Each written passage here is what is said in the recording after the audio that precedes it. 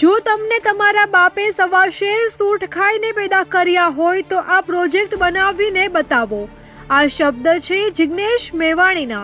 જિગ્નેશ મેવાણીએ સરકારને આપી ચેલેન્જ. છોટા ઉદેપુર જિલ્લાના ઘેસવાડી ગામે હાઇડ્રો પ્રોજેક્ટના વિરોધમાં ગામ લોકો સાથે કોંગ્રેસના નેતાઓ જોડાયા. નાસવાડી તાલુકાના અંતરિયાળ અને ડુંગર વિસ્તારોમાં સરકાર 4500 કરોડના ખર્ચે હાઇડ્રો પ્રોજેક્ટ નાખવાની તૈયારીમાં છે, જેને લઈને 18 જેટલા ગામોમાં રહેતા આદિવાસી સમાજના લોકોની જમીન છીનવાઈ જવાની આશંકા સેવાઈ રહી છે. ત્યારે વડગામના ધારાસભ્ય અને દલિત આગેવાન જિગ્નેશ મેવાણીએ ગુજરાતની ભાજપ સરકાર પર આદિવાસી સમાજના હિતોને નજરઅંદાજ કરવાનો ગંભીર આરોપ લગાવ્યો છે.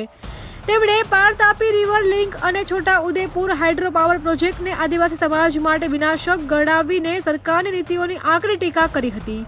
પત્રકારો સાથેની વાતચીતમાં જિગ્નેશ મેવાણીએ જણાવ્યું કે પાર તાપી રિવર લિંક પ્રોજેક્ટના કારણે 1 લાખ આદિવાસીઓ અને છોટા ઉદેપુરના હાઇડ્રો પાવર પ્રોજેક્ટના કારણે 18 ગામના 25,000 લોકો વિસ્થાપિત થશે.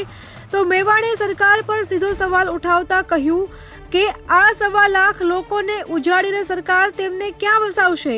તેમને કેવા મકાન અને કઈ વૈકલ્પિક વ્યવસ્થા આપવામાં આવશે? તેમના જળ, જમીન, જંગલ, ભાષા અને સંસ્કૃતિનું શું થશે? તેમણે આક્ષેપ કર્યો કે સરકાર પાસે આ સવાલોનો કોઈ જવાબ નથી.